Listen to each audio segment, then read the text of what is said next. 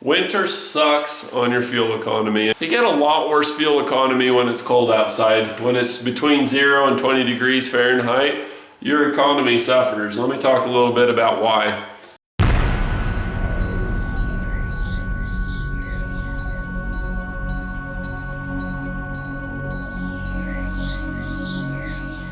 For one, winter traffic jams. If you have snow or ice storms or something and everybody's driving slow, you get that worse fuel economy. Generally, the faster your vehicle goes, if you use that gear advantage to be moving fast for a given RPM, you do better, up to about 55, and then after that, the wind gives diminishing returns because of the air density.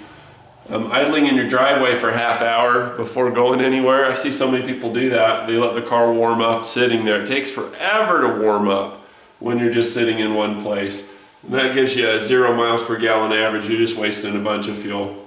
Your tires go flat when they're cold.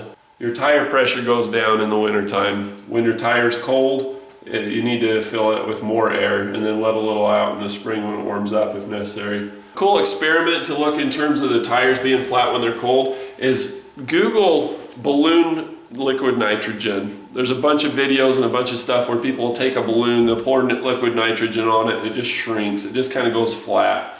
Your tires don't do that to that extreme, but they do have that aspect. Instead of being 32 psi, they'll drop down to like 28 or 25. That's common. I see that every winter. Cold engines don't vape well. There's a new smoking thing or quit smoking thing where people vape and they use a little heater, like an intense little heater, just like a flame-proof lighter would use. But basically when your engine's hot, it uses that principle. Just like hot concrete or a hot asphalt, you pour water or any liquid on it, it'll evaporate really quickly. The inside of your engine, when it's close to 200 degrees Fahrenheit, it evaporates the gas, it atomizes it better so that it can burn better. Liquid gas doesn't burn, vaporized gas does. I know a lot of people are going to be like, well, I poured gas on something and then I lit it and it burnt for several minutes. It totally burns. No, the vapor coming off the gas is what's burning. If you were to put a match into liquid gas fast enough to where it were to miss the vapor or blow the vapor off and sneak the gas, that's a science experiment we could do. There's a Mythbusters episode coming on. Oh no, look what I've started. Don't try that at home. Trust me, that little blurry line stuff coming off the gas, that's what's burning. So a cold engine doesn't do that. So when your engine's warmed up, you get a better fuel economy. If you're doing a short trip with a cold engine, you get horrible fuel economy. Cold batteries suck on your alternator. When something's cold, the electrons in it slow down. And that's basically what a battery is it's a little store of electrical, chemical, potential energy. And when it's cold, the electrons just don't want to move. So when you go to crank your car, it takes a lot longer, it's harder on it, and then the alternator has to make up for that, especially on short trips. That's where you get really bad fuel economy.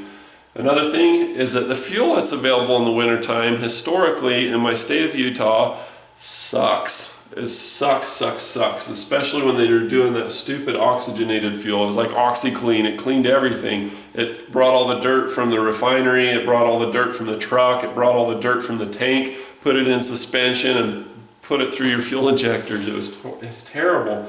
Blocked fuel filters, your car wouldn't run good, and it's just not as energy dense as normal fuel. It actually polluted worse, so they quit doing it. Talk about dense. Bad idea. Ethanol fuels, your ethanol 88.5, and it's just not as energy dense. You don't get as good fuel economy on ethanol fuels or oxygenated fuels, and they actually wind up polluting more because you have to, in creating more CO2 because you burn more. Molasses in January. That guy is slower than molasses in January. So what happens to fluids when they get cold? They're just more viscous, meaning that they resist flow. That's what viscosity is resistance to flow. So your engine oil is going to be affected. If you're using 10W30 and your car calls for 5W20 or 5W30, you're not going to get as good fuel economy, and you're going to get more engine wear. So that's a reason why you could be having poor fuel economy in the winter. Dense air is a drag. When your air is cold, just like with the tires, it kind of shrinks down, it gets more dense. That dense air settles on the ground. That's where cars drive, on the ground. So you get a lot of drag, especially if you have a bunch of snow and a ski rack and all that junk on your car. Now your car's not aerodynamic and the air's more dense. Great. but not for fuel economy. Okay, see the little credit card scrape, that little tiny area? It didn't clean off the car. So if you park in the garage, it helps your engine to be warm and do well that way. It makes you more aerodynamic. It's way better to park in the garage if you can. Okay, last couple of them. Your bald summer tires are dangerous and inefficient. So summer tires are of a harder compound. They don't grip.